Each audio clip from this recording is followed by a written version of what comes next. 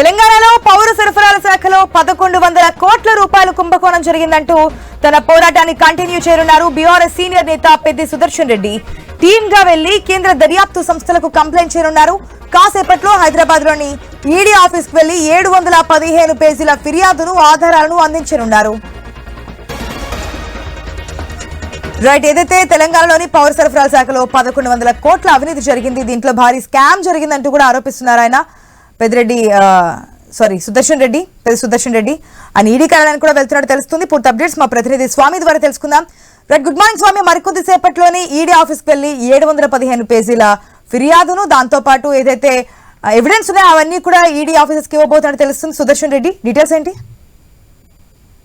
వైపు తెలంగాణలో civil supply శాఖలో ఒక స్కామ్ జరిగింది. 1100 కోట్ల రూపాయలు civil supply minister Uttam Kumar Reddy ఆధ్వర్యంలో స్కామ్ జరిగిందని చెప్పేసి బీఆర్ఎస్ మాజీ ఎమ్మెల్యే, మాజీ సివిల్ సప్లై శాఖ కార్పొరేషన్ చైర్మన్ పెద్ది సుదర్శన్ రెడ్డి ఫిర్యాదు చేశారు. ఒకవైపు రాష్ట్ర హైకోర్టులో దీనికి సంబంధించినటువంటి కేసు కొనసాగుతూనే ఉంది. కేసు పదే వాయిదాలు పడుతుంది. ప్రభుత్వం దీనికి సంబంధించి అప్పీల్ చేయట్లేదని చెప్పేసి కూడా ఒకవైపు పోరాటం లీగల్ గా ఫైట్ చేస్తుంది. దీనికి జరిగినటువంటి అవకతవకల పైన పూర్తిస్థాయి విచారణ చేపట్టాలని చెప్పేసి ఇలా జరిగినటువంటి మనీ లాండరింగ్ సంబంధించిన విషయంలో ఈడీకి ఎన్ఫోర్స్మెంట్ డైరెక్టరేట్ కార్యాలయానికి వెళ్లి ఈ రోజు ఫిర్యాదు చేయబోతారు. దాదాపుగా 1100 కోట్ల రూపాయల అవినీతి జరిగింది. దీనికి సంబంధించి స్కామ్ లో వీళ్ళందరూ కూడా పాత్రదారులు అని చెప్పేసి ఆయన ఆరోపిస్తూ 715 పేజీల ఫిర్యాదును ఈ రోజు ఒకవైపు ఈడీ కార్యాలయానికి సమర్పించుతున్నారు. ఈడీ అధికారులంతా కూడా దీని మీద పూర్తి స్థాయి విచారణ చేసి జరిగినటువంటి మనీ లాండరింగ్ కావచ్చు, స్కామ్ సంబంధించిన విషయం కావచ్చు, పూర్తిగా విచారణ కొనసాగించాలని చెప్పేసి ఈడీ కార్యాలయానికి వెళ్ళినారు. ఈడీ కార్యాలయానికి మాజీ మంత్రులు గంగుల కమలాకర్ తో పాటు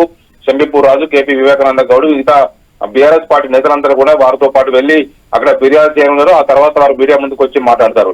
ప్రధానంగా గత కొద్ది కాలంగా పెద్ది సుదర్శన్ రెడ్డి రాష్ట్ర ప్రభుత్వం జరిగినటువంటి ఈ స్కామ్ పైన పోరాటం చేస్తూ ఉన్నారు. ప్రభుత్వ పరంగా దాదాపుగా 1100 కోట్లకు పైగా ఒడ్ల కొనుగోలు కావచ్చు, బియ్యం సంబంధించిన విషయంలో కావచ్చు, ఇవన్నిటి విషయంలో స్కామ్ జరిగింది. వీటికి సంబంధించిన పూర్తి ఆధారాలతో సహా నేను నిరూపిస్తానని చెప్పేసి కూడా పెద్ది సుదర్శన్ రెడ్డి రాష్ట్ర ప్రభుత్వానికి సవాల్ విసురుతున్నారు. దానికి తోడు ఒకవైపు లీగల్ గా ఫైట్ చేస్తున్నారు. రాష్ట్ర హైకోర్టులో పిటిషన్ వేసి న్యాయ పోరాటం చేస్తున్నారు. ఒకవైపు న్యాయ పోరాటం కొనసాగిస్తూనే ఇటు ఈడీకి కూడా వాళ్ళు ఈ రోజు ఫిర్యాదు చేయబోతున్నారు. మొత్తానికైతే దీనికి సంబంధించిన విషయంలో ప్రభుత్వాన్ని ఫ్రేమ్ చేయడం కోసం బీఆర్ఎస్ నేతలు గతంలో సివిల్ సప్లై శాఖ కార్పొరేషన్ చైర్మన్ గా పనిచేసిన అనుభవం ఉన్నటువంటి ఈ పెద్ది సుదర్శన్ రెడ్డి అందులో జరిగినటువంటి అవకతవకలు పూర్తిగా గుర్తించి ఈ ఫైట్ అయితే కొనసాగిస్తున్నారు. ఆశ. Right Swami, thanks for the update.